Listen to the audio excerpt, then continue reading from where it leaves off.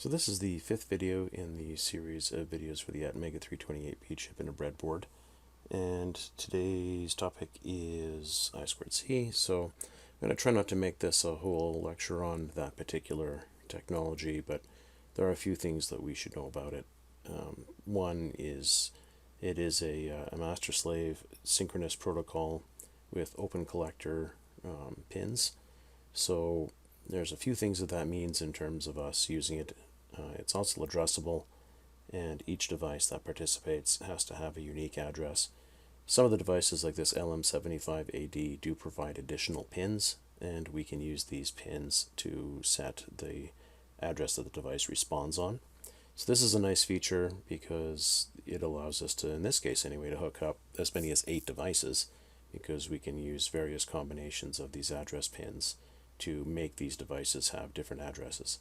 The addresses or base address that the device uses is determined by the manufacturer, so we don't get to program these typically outside of these pins, so you would have to be careful if you're going to put multiple devices on the bus to make sure that 2 devices don't have the same address.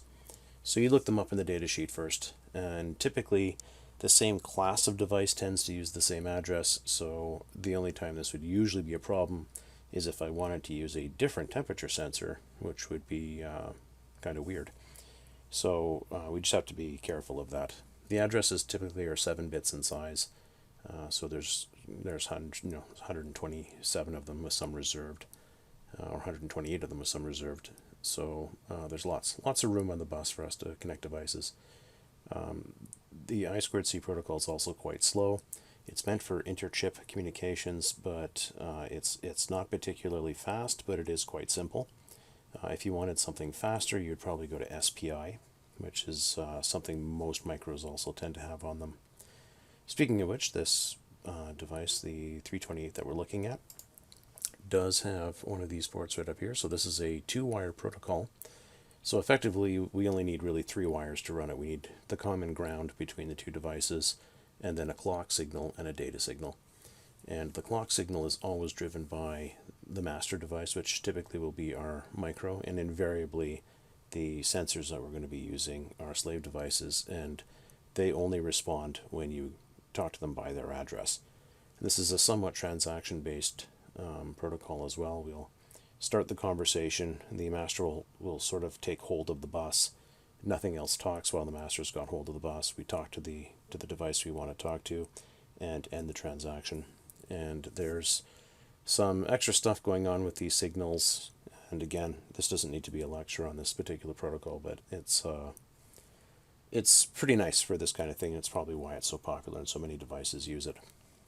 So we only need these 2 wires to talk to potentially dozens of devices because we can address them, so that's kind of nice. So you'd pick out the devices that you want, you would put them onto the bus, and typically the way this looks in our bus configuration is there's an LM75AD device. So in this case I only have the one device, so I would tie all the address lines to ground, so then I'm using the base address. If I wanted to use more than one of these particular devices, I could tie these address pins to various combinations between ground and whatever the positive voltage is to give the device different unique addresses, and then I could talk to those devices individually. If I have completely other different devices, I can put them onto the bus as well, so you can see these are all tied in to the same clock and data lines, and because these things have different addresses, they only talk when you address them specifically. Yeah, this circuit shows 3.3 volts. The breadboard design that I have today is actually 5 volts, but that's why I like chips like this. They have a wide voltage range. You can use them in both circumstances. They're perfectly happy running at 3.3 or 5 volts. Because this is an open collector sort of scheme that these wires are using in this protocol, we will find that devices basically can only pull the line down. So we do need to have 2 10K resistors, and you can actually go smaller than this, but 10K resistors are typical to pull the lines up. So if nothing's pulling them down, they'll float up, and then we can see them as logic high, and then a device, either the master or one of the addressed devices, will pull it low. So we do absolutely need these resistors somewhere on these lines to pull them high, or the bus doesn't work. And again, you can have as many of these devices as you like, and away you go. So what I wanted to talk about with this protocol today essentially is the difference between using libraries to make this stuff go from the Arduino realm or writing this stuff yourself. And I mean, I guess I'm using Arduino in both cases because I am using the wire library from Arduino, but you may find devices that have quite a bit of code behind them that use the I2C protocol to communicate, and some devices are fairly simple and you could take a shot at writing it yourself. And that's what I've done here. I've kind of got both of these things going on. So I found a library for an LCD, so I'm using this backlit LCD. It's a fairly common thing I found in the Arduino world, where it's a regular LCD, but they've put a backpack on it, as they call it. And really all it is an I2C port expander that then runs the data bus and control lines for a standard LCD module. So normally you wouldn't hook these things up this way. It usually takes a lot of pins to hook them up because you have 4 or 8 data lines and then 3 control signals. And you would need to have all those pins to do that. So I2C has some advantages because you can really get away then with only 4 wires, where 2 of them are power. So we have power and ground, and then the data bus or the data signal and the clock signal. And then we can communicate with this thing. It means we take a little bit of a hit for speed because, of course, controlling each of these pins through this port expander is going to be a little slower than if we directly drove the pins. But for things like an LCD display, this isn't really that bad. It's, you know, we can talk at rates of up to probably 400 kilohertz in this range for the clock signal, so we can get data out there quite quickly, and it doesn't really slow us down at the end of the day. So it's kind of a good thing. So there's the LCD. I don't want to write, I mean, I could easily write a library to communicate with this, especially if you have one for the existing device. You'd understand how it works. You can sort of put it into terms of what that port expander is doing and probably fairly successfully write your own library for it. But I don't want to do that. I wanted to show what it would look like if I had pulled somebody else's library. And the Arduino Sketch stuff does this quite nicely. It even has a little library manager for you, so maybe take a look at that. And I'll incorporate that into the code. And I've also got my LM75 temperature sensor here, which is just on a little carrier board because I can't breadboard the small outline chip. So that's just in a little carrier board that goes into the breadboard. And this guy is simple enough to operate that we can just use the base library and make it go. I may do an additional video where I just use Microchip Studio so we completely step out of the Arduino world altogether and then just run this chip from scratch. So if you view Arduino as being a cheat, then we could maybe do it without that, but we'll see. Okay, so 2 devices participating on the same bus. The terminating resistors, or the pull-up resistors, are actually in the main board. We'll take a look at this later. I'll bring the camera around and we can see where all the stuff is connected up. The backlights on these LCD displays suck a lot of current. I think it's in the 200 milliamp range. So running this off a 9-volt battery is not going to happen for a long time. The rest of the circuitry oddly takes very little current to run.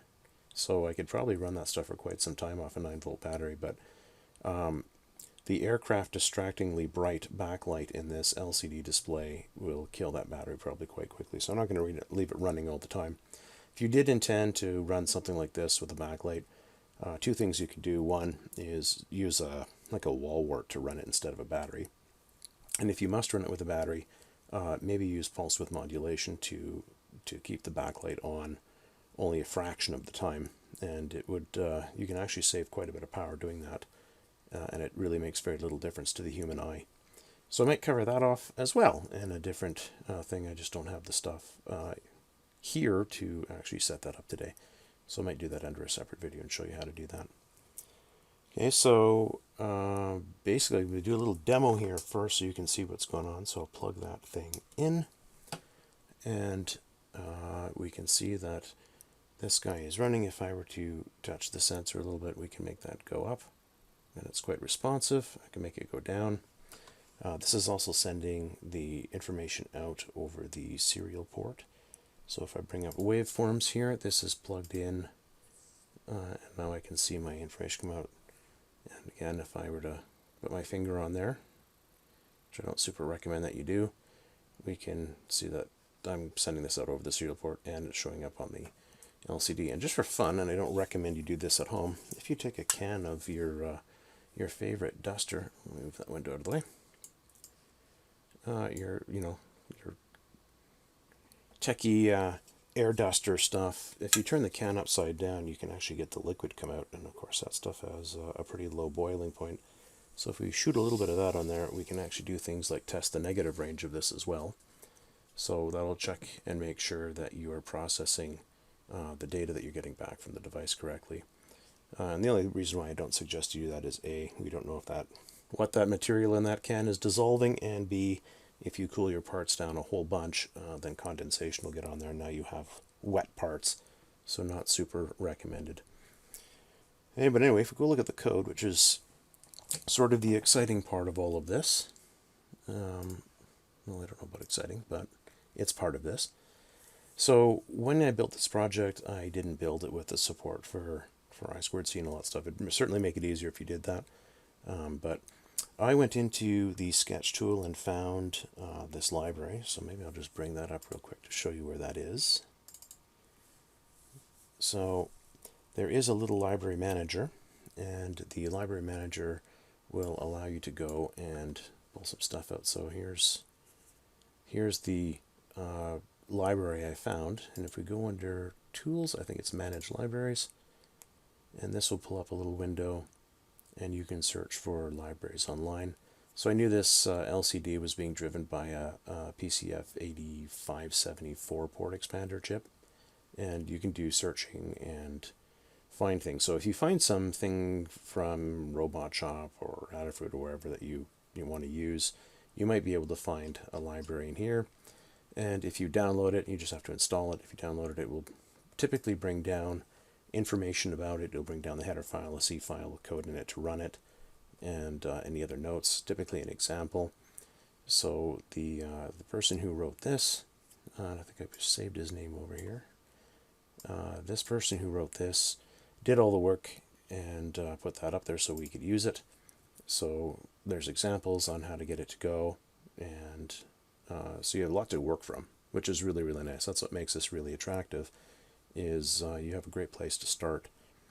So I wanted to use that in the Microchip Studio, so we just have to make sure we bring the header and the CPP file in that case that came from this library and include it in our project. So there is the header, and it's got all this function prototypes and stuff in it, so that's good.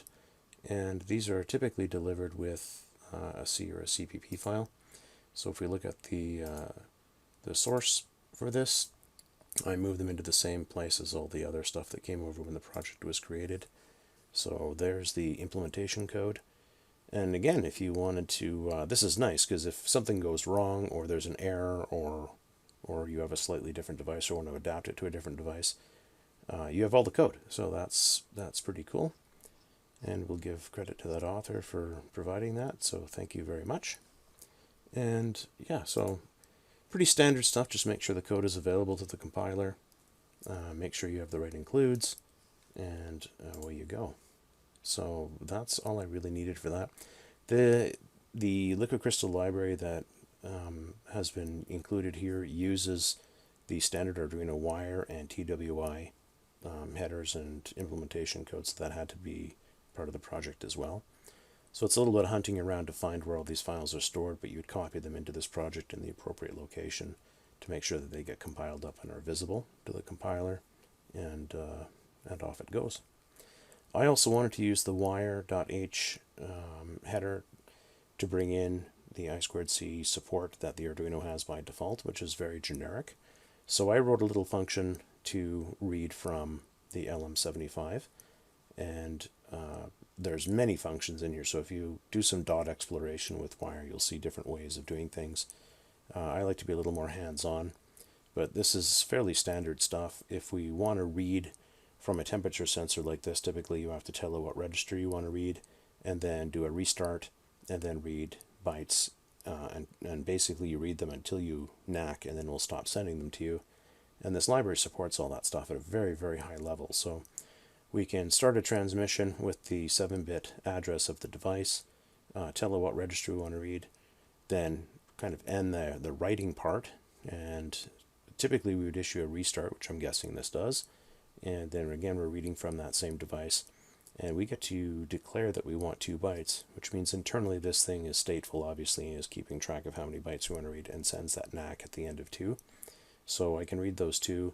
In this case, I'm reading them into an unsigned int, and I have the information that I need for the temperature in that. And you would look at the data sheet for this, of course, if you wanted to see the format of the data. And typically, any one of these devices, somewhere along the way, is going to talk about its registers, and it will talk about how the data is represented. So I like this particular part because the data sheet is really good, really very clear. And at some point in time, I won't bore you with going through this data sheet. It will show you how we would read particular things, like what the data bus would look like exactly what you're doing on these lines when these things are happening. And from these, typically, we can determine things like what the address of the device would be, and exactly what format we need to do things in. So there is let's see here, read temp, for example, so I can go through this and just make sure I do the right things at the right time. So every device is a little bit different. If they report more or less data, obviously it changes how we do things a little bit. But in general, they all tend to work relatively the same way. And so this is the more manual version of how we would get information from a device. And this is all I need for the temperature sensor. It comes right out of the box with the registers correct to read temperature, so I don't need to configure anything or do anything. So it's really, really nice in that regard. As far as the library goes, they have you create an instance of their particular type. In this case, which would be my LCD, we do get to declare the address, so we can see these 2 things have different addresses, which is good. And further changes to the code in the setup. Again, I would normally have to start the 2-wire interface, but the LCD libraries can end up doing this, so I don't need to do it twice. So the LCD has a bunch of functions, and again, dot exploration will make this very obvious if you've ever used an LCD device before. So I can set this up for a 16:2 display, which is the type I have. It works with other sizes as well. And it has control for turning on, turning off the backlight. So I'm turning it on and saying hello initially. And then in my main loop, I use a reading of my temperature to set the cursor to the second line and dump the temperature out. And I put a couple of spaces in here as well in case the temperature changes size to make sure that I remove any characters that were left behind from a previous print. I've sped up from previous examples as well the delay here, so this runs through quite a bit faster. And yeah, that's about the only change here in terms of the LCD code. As far as my temperature sensor, when we get that raw data back, it's actually represented as 11 bits. So 5 of them are dead, and the data is left aligned.